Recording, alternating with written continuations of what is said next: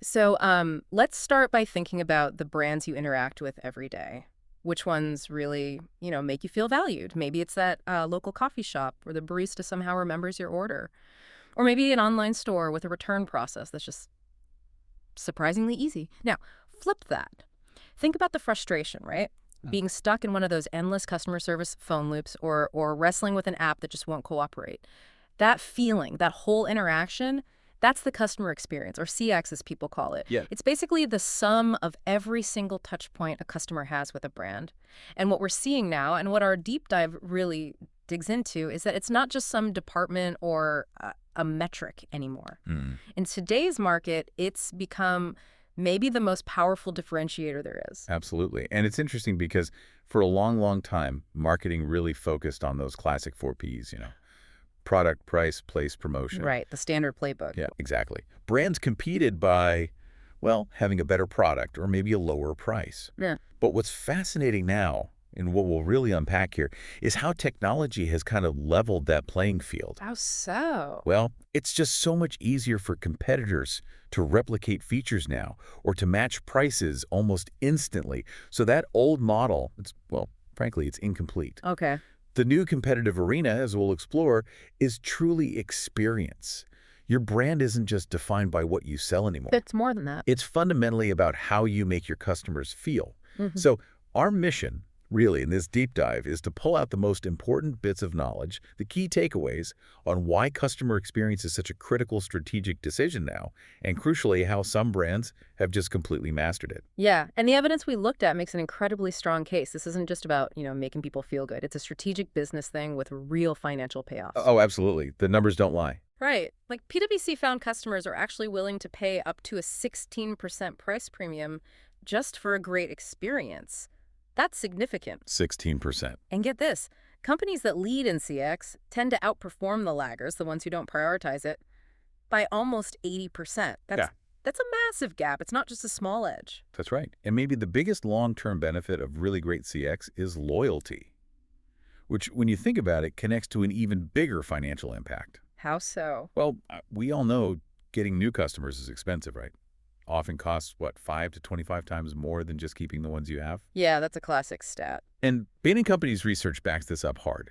They show that just a 5% increase in customer retention can boost profits anywhere from 25% all the way up to 95%. Wow, 25 to 95%. That's huge. It is, because loyal customers don't just come back. They tend to buy more often, they're less sensitive to price changes, and they become this stable, predictable, highly profitable income stream for the business. Okay, so loyalty is key. But then what's the next step? Once they're loyal, does it stop there? Good question. No, that's where advocacy comes in, turning those loyal customers into essentially your best marketers. Right, word of mouth. Exactly. See, a satisfied customer might come back, sure. But a customer who's had a really remarkable experience, they become an advocate. They're the ones sharing positive stories online, leaving those glowing reviews without you even asking, telling their friends, their family. That kind of marketing is gold, isn't it? It feels so much more credible than just another ad. Totally. It's way more effective. And that's where metrics like the Net Promoter Score, NPS, come in.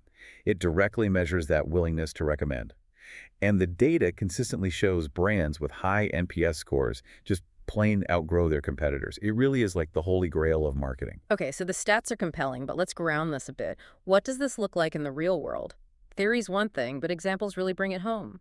Yeah, great idea. Let's dive into some brands that have, really built their empires, not just on the product, but heavily on the experience. Amazon's an obvious one, maybe. Right, we think of them for like selection or price. Sure. But what the sources really emphasize is their almost obsessive focus on making the customer experience completely frictionless. That was their real innovation early on. Yeah, what struck me about Amazon was how early they focused on removing friction, like that one-click ordering, patented way back in '99. Ancient history in tech terms. Exactly, it really set a standard. And then their personalization, analyzing your history to suggest things you might actually want, it makes discovering stuff feel weirdly personal, but also efficient. Hmm. And then there's just the trust factor they built. Amazon Prime, with its fast, free shipping promise, the tracking, the super easy returns, it builds massive loyalty because you know exactly what to expect. Yeah, they consistently deliver on that promise. The deep dive material really hammers home that they weren't just selling stuff, they were obsessed with making online shopping as easy and reliable as possible. Absolutely. And another, maybe less globally known, but really powerful local example the sources highlighted is bKash in Bangladesh. Oh, interesting. Tell me more. Well, before bKash, sending or receiving money for many people there was really difficult, sometimes even risky. Oh, what? What bKash did brilliantly wasn't just the tech itself. It was designing this whole ecosystem around the user's actual needs, practical and emotional. How did they do that? Initially, they relied heavily on a simple USSD interface, basically text message commands.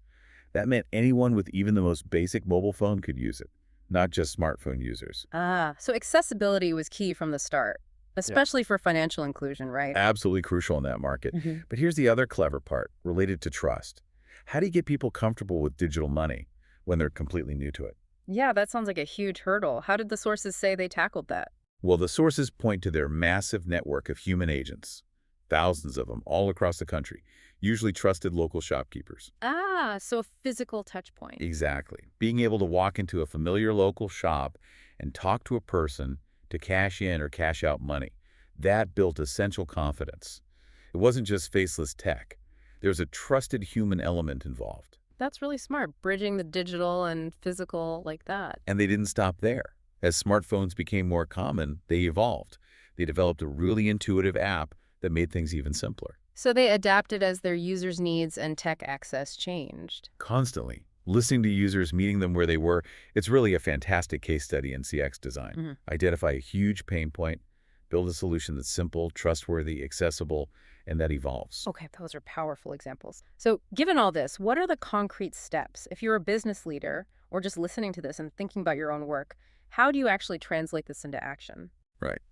It definitely needs a deliberate, kind of holistic approach. It's almost a cultural shift, really. The first actionable step, and the sources are really strong on this, is you have to rigorously map out the entire customer journey, every single step, Why is that so important? because you simply can't improve what you don't understand. You need to see it from the customer's perspective. And often when you do this, you uncover these hidden friction points, or maybe emotional moments, or even biases in your process you had no idea were there that are quietly damaging trust. So, you're literally listing every interaction: a social media ad, the website, walking into a store, calling support, the delivery experience, everything. Everything. And then at each point, you analyze it deeply. What's the customer trying to do here? Mm. What are their likely frustrations, their pain points? How can we make this specific step easier, faster, maybe even more pleasant? And crucially, something the sources mentioned is the need for consistency, right? Unifying that experience across all the different channels. Oh, absolutely critical. That friendly voice on Twitter has to match the helpfulness of the person on the phone. If it feels disjointed, like you're dealing with two different companies, it just erodes trust instantly. Feels unprofessional. Okay, so mapping the journey is step one. What comes next? Active listening. Obsessive listening, really. Your customers are constantly giving you feedback, directly or indirectly. Through surveys, social media, support calls. Exactly. Surveys, social monitoring, customer interviews, analyzing support tickets, all of it. But the challenge, as the sources point out, isn't just collecting data. It's figuring out what actually matters, finding the signal in the noise. And understanding the unspoken needs too, perhaps? Precisely. And then the hard part, translating those insights into actual actionable changes. It sounds easier than it often is. So don't just fix one person's problem, look for the underlying patterns. Yes.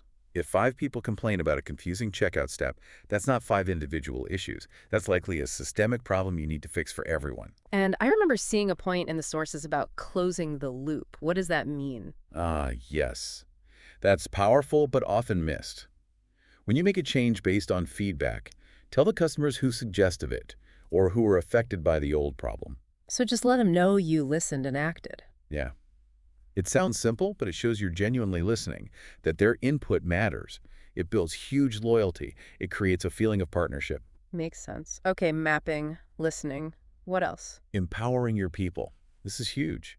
Your employees, especially the ones on the front lines dealing directly with customers, they are your brand in those moments. They deliver the CX. So you can't have a great CX strategy without an engaged team. Impossible. It means proper training, giving them the skills and knowledge to actually solve problems. But it's more than just training. What else? It's about giving them real authority, letting frontline staff make decisions to help customers without needing manager approval for every little thing. That ability to fix a problem quickly, right there on the spot, that can turn a potentially bad situation into a really positive, memorable one. Creates those wow moments people talk about. Exactly. And fundamentally, it requires fostering a customer-first culture that starts right at the top with the CEO Mhm. and permeates down. Everyone needs to understand how their job, whatever it is, contributes to that overall customer experience. So when the whole company is aligned, The result is a much more seamless and usually a genuinely superior experience for the customer. okay, so wrapping things up.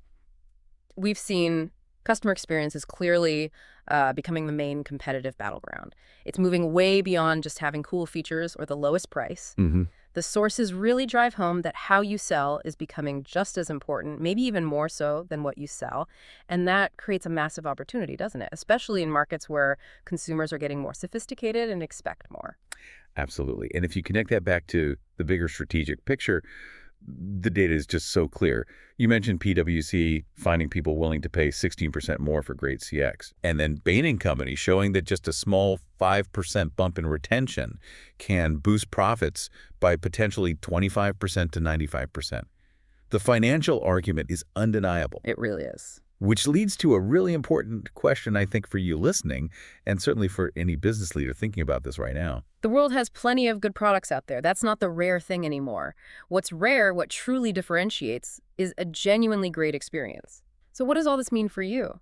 Maybe the final question isn't whether you can afford to invest in customer experience anymore. Hmm. It's whether you can possibly afford not to. How will you make your customer's journey the absolute heart of your brand's story?